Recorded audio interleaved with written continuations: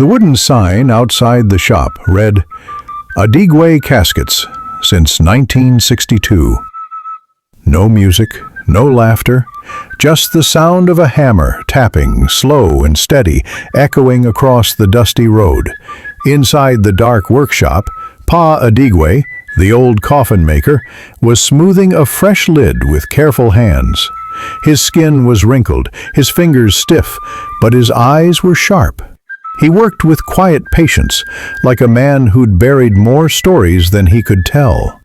Beside him, Obina, his 21-year-old apprentice, swept sawdust from the floor. He was curious, eager to learn, but restless. Pa, Obina asked, why don't we ever decorate the inside? Just once. A little light, soft cloth, maybe a mirror. Because the dead need peace, not pride, Pa Adigwe replied. The coffin is their doorway, not their palace. Obina nodded, though deep inside, he still thought the old man was too stuck in the past. Later that day, a woman arrived. Her black lace scarf clung tightly to her face. Her eyes were red and swollen. Her name was Madame Olama. She placed a photograph on the table, a beautiful young girl, barely 19. Her name was Ngozi, she said softly. She drowned in the river 3 days ago, my only child. I want her buried in something beautiful. She always loved her reflection, always checking her face in every mirror. She reached into her purse and pulled out a small oval mirror, polished with a silver edge. Please, place this inside the lid. Let her see herself one last time when they open it at the church. Pa Adigwe's hands froze mid-measurement. He glanced at the mirror, then at the woman. That is not our way, he said quietly. A mirror in a coffin traps the spirit. The old ones say, the dead do not want to see where they are going, only where they came from. I'm paying in full, she said firmly, placing a wad of cash on the table. Just do it. She left. Pa Adigwe stared long at the mirror, then said to Obina, we will not use that mirror. Return it, or throw it away. Obina nodded. But later, when the old man stepped outside for evening prayers, the boy went back into the shop. He opened the lid of the finished casket and stared at the soft white cloth lining. One mirror can't harm a dead girl, he whispered. He placed it gently inside the lid, then closed it.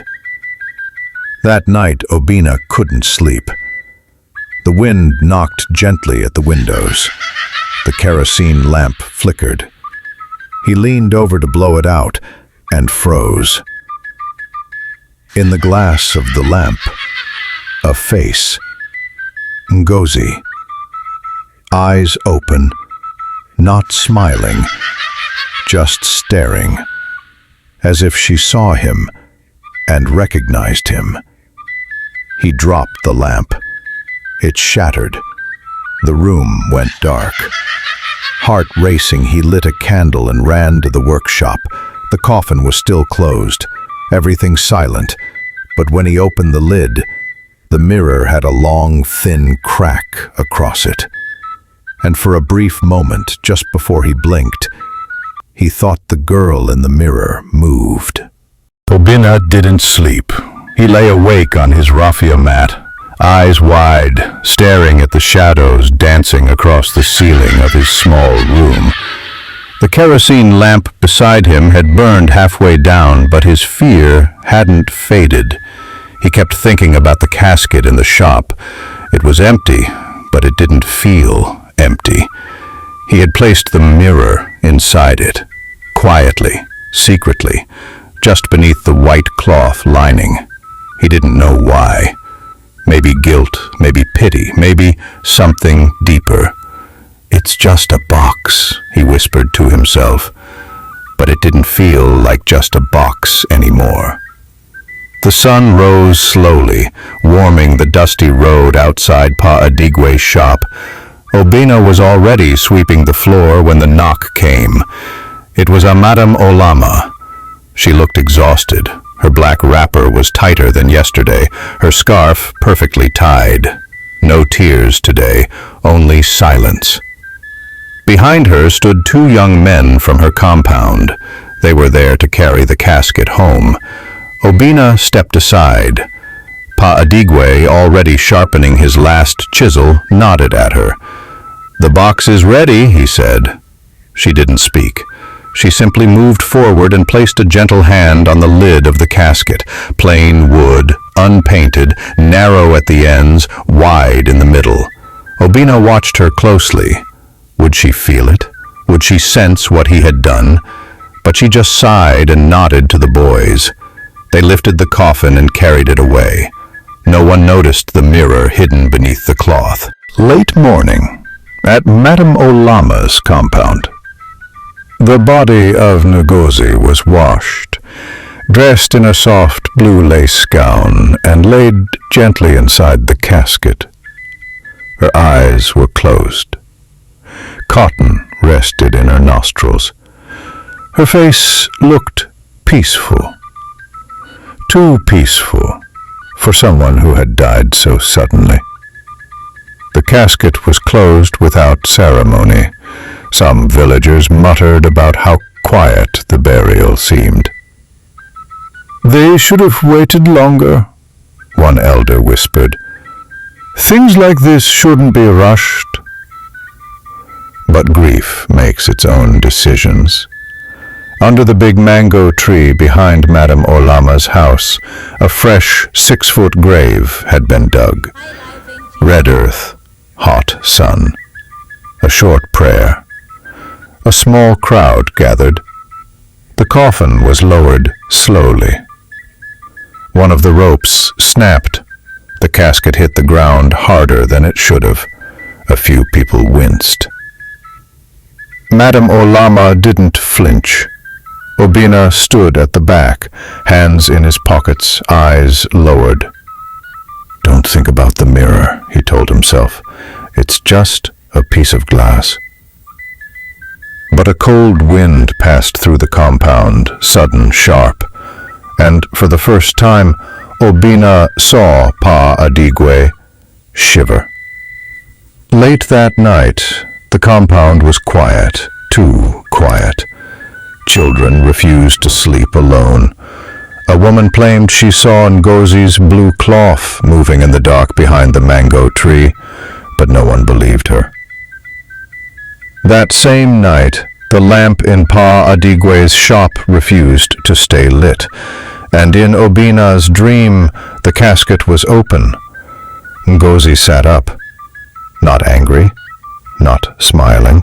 She just held the mirror and stared into it, as if looking for something, as if waiting. The sky was black. The stars were sharp, and everything was quiet. Too quiet. Even the dogs had stopped barking. Inside her small mud house, Madame Olama lay on a mat, eyes open. Her wrapper was pulled up to her chest, but she wasn't sleeping. She couldn't. Something about today's burial didn't sit well with her. Not the quietness, not the way the rope snapped, not the way people left quickly afterward, like they didn't want to stay long. She turned to her other side, trying to force sleep. Then she heard it. A soft sound, barely above a whisper. A voice, a girl's voice. "Mommy?" Olama froze. At first, she thought it was a dream. She held her breath and listened again. Silence. She slowly sat up, her scarf still tied from the day. Then the voice came again. "Mommy, I'm still cold." Olama's eyes widened. She looked toward the window, the one facing the backyard, the one facing the grave. "No," she whispered to herself. "This can't be real." She stood slowly and reached for her lantern. Her hand trembled so badly she almost dropped it. She lit the flame and walked toward the door, heart pounding. She stepped out onto the veranda. The night breeze hit her face. It smelled like dust and mango leaves. She looked around. Nothing. The grave mound sat still under the mango tree, red and quiet. Then she saw it, a faint outline, a girl-sized figure standing by the tree, facing the grave. Olama blinked.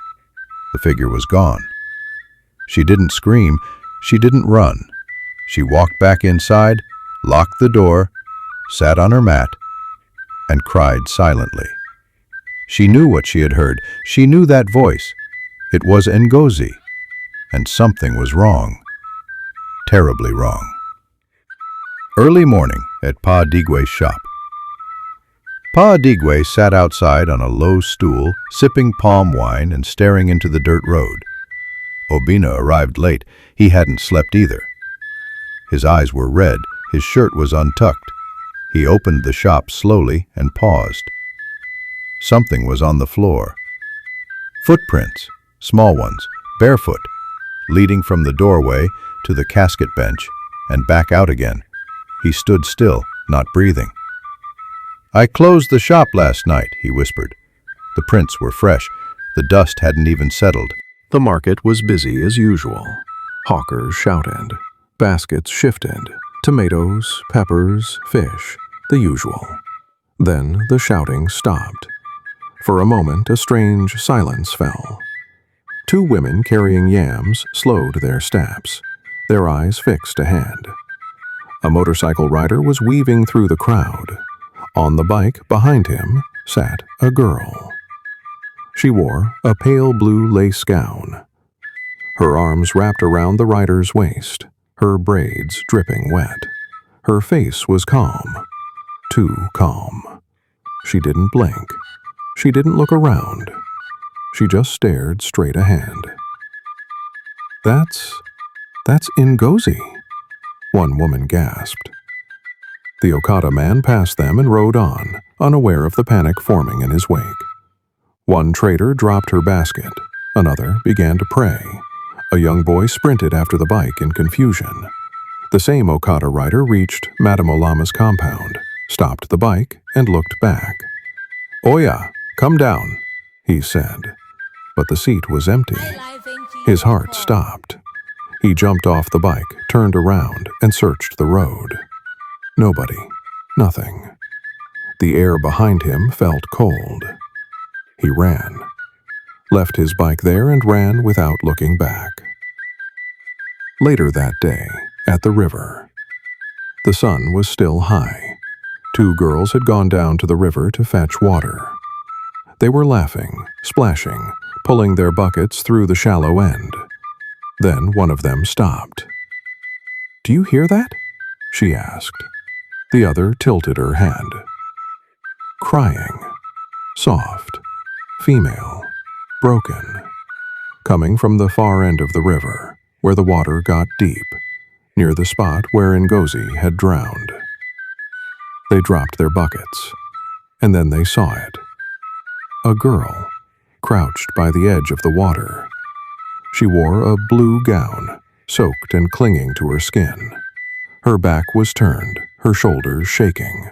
She didn't move. She didn't turn. One of the girls whispered, "Ngozi?" Suddenly, the girl stood up. But before they could see her face, she vanished. Right into thin air. No splash, no sound, nothing. The girls screamed and ran, water sloshing from their buckets. By evening, the whole village had heard. Obina sat on a small wooden stool, arms folded tightly across his chest. His shirt was soaked with sweat. He hadn't touched the food Pa Adigwe gave him. Pa Adigwe stood at the workbench, sharpening a small blade, not to work, but to think. He didn't look at Obina, not yet. "I know you know something," he said quietly. "The way you've been acting since we built that box." Silence.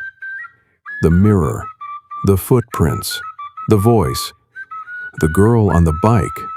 That's not normal. Still, Obina said nothing. His jaw clenched, his eyes fixed on the wooden floor.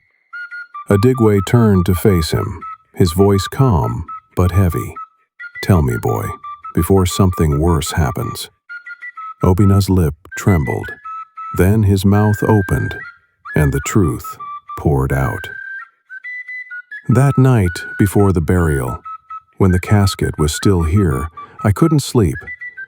I kept thinking about her, about the way she looked in the river. I don't know why, but I took the mirror, the one Madame Olama brought. I opened the casket. It was empty. I placed the mirror beside where her hand would be, and I closed it. I told myself it didn't mean anything. Obina looked up, tears filling his eyes. "But it does, doesn't it, Papa? It means something. I brought it with us. I brought her. Something she shouldn't have." Pa Adigwe sat down slowly on a bench. He didn't shout. He didn't curse. He just stared ahead, lips tight, eyes heavy with memory. "Mirror," he murmured. Then he looked directly at the boy. "Did you ever ask yourself why Madame Olama brought a mirror to a coffin maker?" Obina shook his head. "I thought maybe it was to bury it with her, for memory." Adigwe shook his head slowly. "No. A mirror holds reflection, and reflection holds presence. In the old ways, we never bury mirrors with the dead. Never." Obina's eyes widened. His heartbeat thudded loudly in his ears. "Why?" Adigwe looked down at his hands. "Because they might come back, looking for what they once saw."